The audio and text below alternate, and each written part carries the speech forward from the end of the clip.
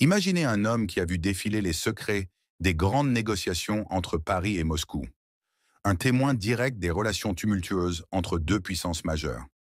Que révèle Alexandre Orlov, cet ancien ambassadeur de Russie en France, sur le conflit russo-ukrainien et les erreurs de la diplomatie française? Aujourd'hui, nous plongeons dans les coulisses des relations franco-russes à travers les yeux d'Alexandre Orlov, une figure centrale de la diplomatie. Ancien ambassadeur de Russie en France et ex-représentant permanent au Conseil de l'Europe, Orlov a été un témoin privilégié des interactions entre les dirigeants des deux nations, de Brejnev et Pompidou à Macron et Poutine. Dans une récente interview, il n'hésite pas à tirer la sonnette d'alarme sur le conflit russo-ukrainien, qu'il analyse comme un révélateur des failles profondes de la diplomatie française. Selon lui, les racines de ce conflit sont complexes, mêlant des tensions historiques, des désaccords géopolitiques et une guerre de l'information qui polarise les opinions. Mais ce qui interpelle le plus dans ses propos, c'est sa critique acerbe de la France.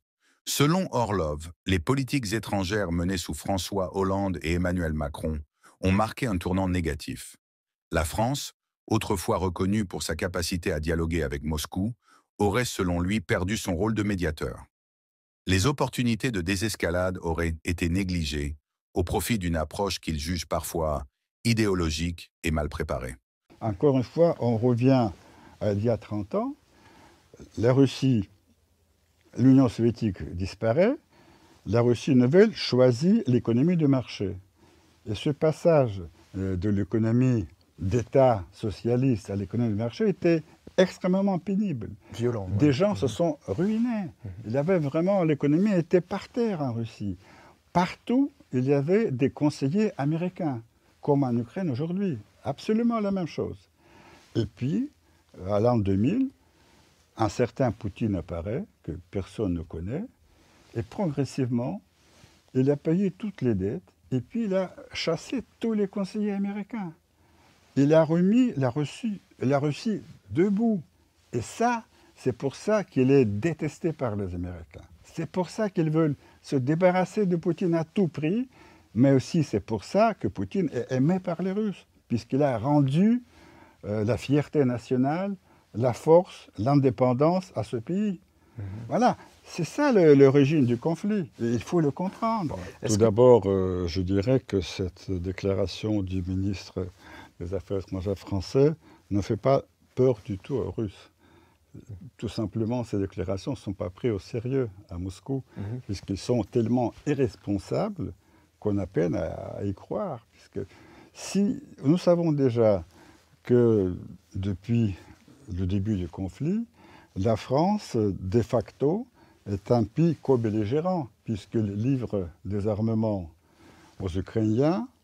Maintenant que les Ukrainiens ont reçu des missiles de longue portée et qu'ils peuvent les utiliser contre les Russes, ce sont des spécialistes français, britanniques et américains qui sont sur place pour programmer ces missiles, puisque les Ukrainiens ne peuvent pas les programmer. C'est-à-dire le choix des cibles, le lancement de ces missiles contre la Russie se passe avec la participation directe des Français, des Britanniques et des Américains. Écoutez, la France est très largement impliquée dans cette guerre contre la Russie. Et ce que dit M. Barrot, je crois, Oui, Jean-Noël Barrot. Écoutez, les Russes, on ne prend pas ça au sérieux. De toute façon, ça ne peut pas changer le cours du conflit, le cours de la guerre.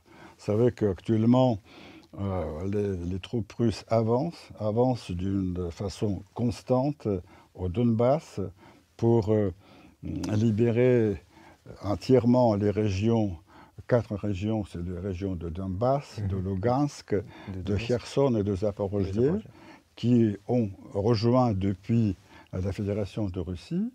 Et le président Poutine a mis comme objectif de libérer entièrement ces régions jusque leurs frontières administratives avec d'autres régions de l'Ukraine, ce que nous sommes en train de faire. Et nous progressons. Il y a eu cette incursion ukrainienne dans la région de Koursk.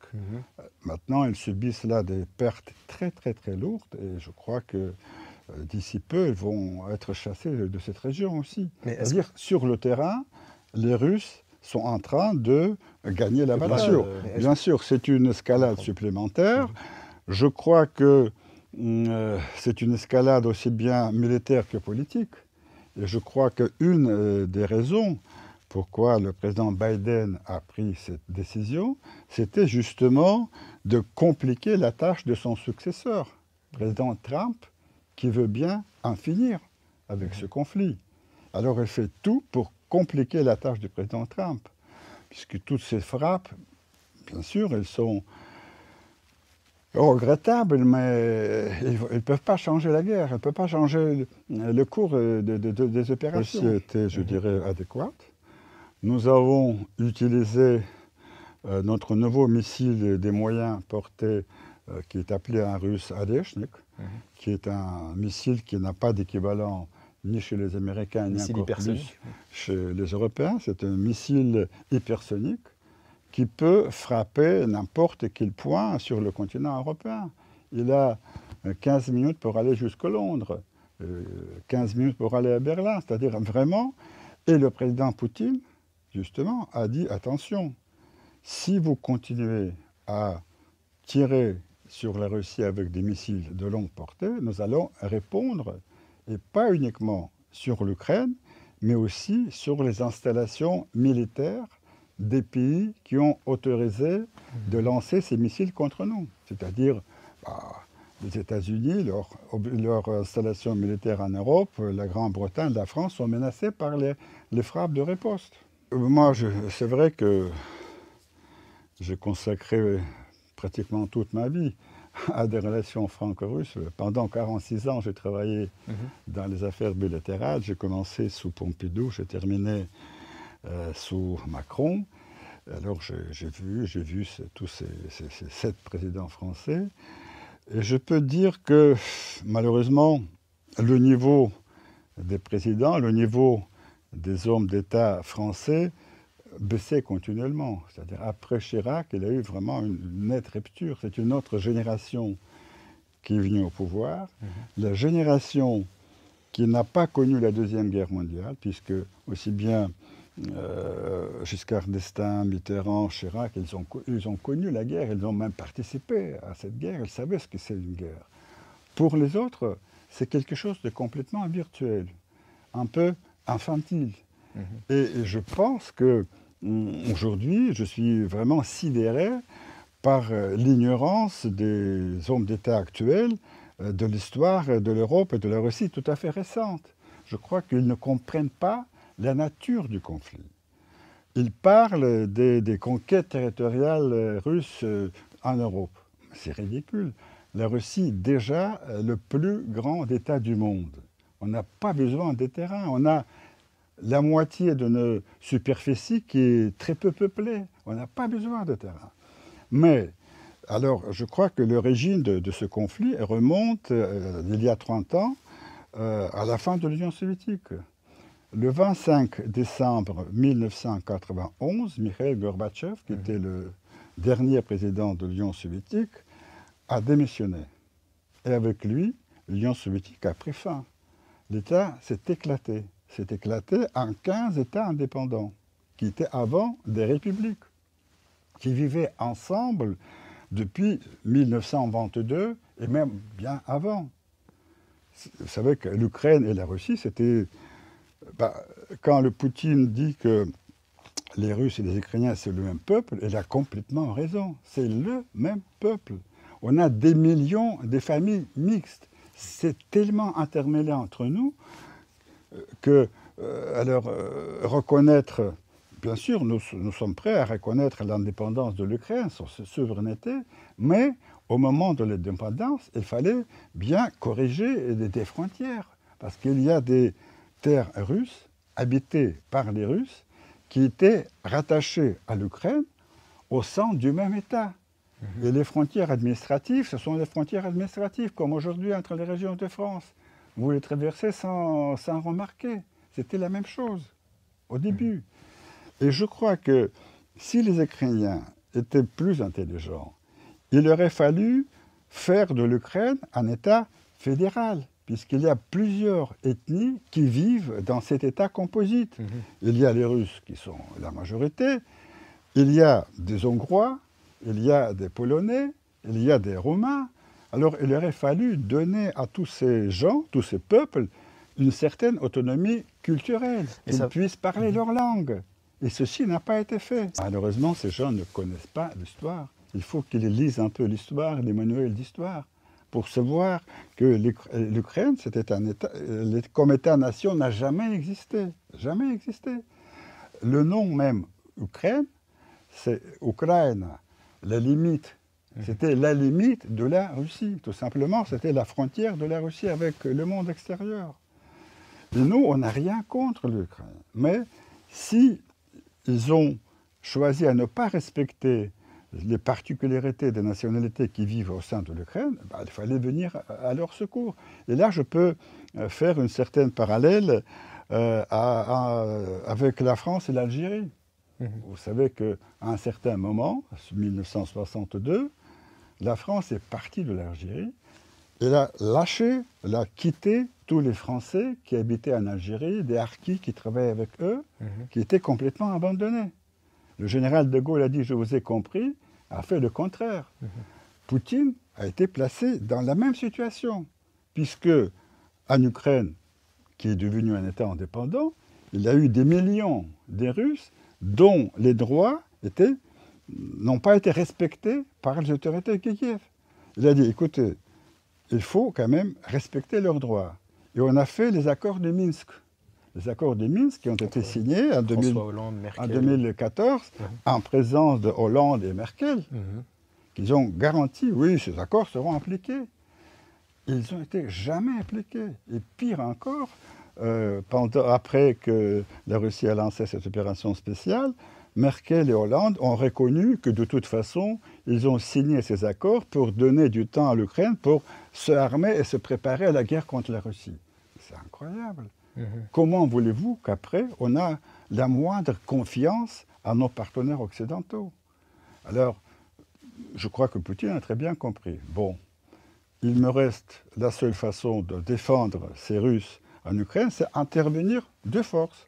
Il a lancé cette opération spéciale, pas une guerre, mais opération spéciale pour venir au secours des Russes qui habitent à l'est de l'Ukraine. Pas aller au-delà. Non, pour nous, c'est toujours une opération spéciale, mais qui s'est transformée en une guerre, puisque maintenant, en fait, c'est une guerre entre la Russie et l'OTAN par les pauvres Ukrainiens interposés. Les Ukrainiens, comme nous, sont les victimes de cette guerre. Ils sont les victimes de cette guerre, puisque cette guerre a été voulue par les Américains pour se débarrasser de Poutine. Et je peux vous expliquer pourquoi. Les forces armées russes, il n'y a pas de mobilisation.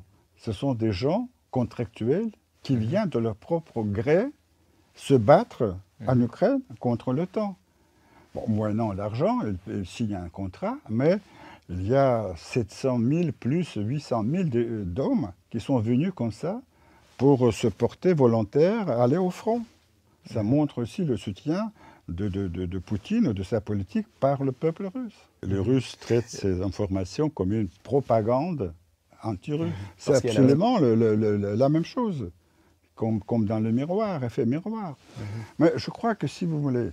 Alors j'ai déjà parlé un peu des origines de ce conflit. Et je crois que le conflit en Ukraine, la solution de ce conflit, il faut l'inscrire dans un cadre plus large, dans le cadre de la sécurité en Europe. C'est-à-dire qu'il faut construire un nouveau système de sécurité collective en Europe dans lequel tout le monde sera à l'aise, tout le monde sera tranquille, que sa sécurité est assurée. On a vécu cette période pendant un quart de siècle. Après le sommet d'Helsinki en 1975, jusqu'à la fin de l'Union soviétique en 1991, 25 ans, il y a eu ce système en Europe.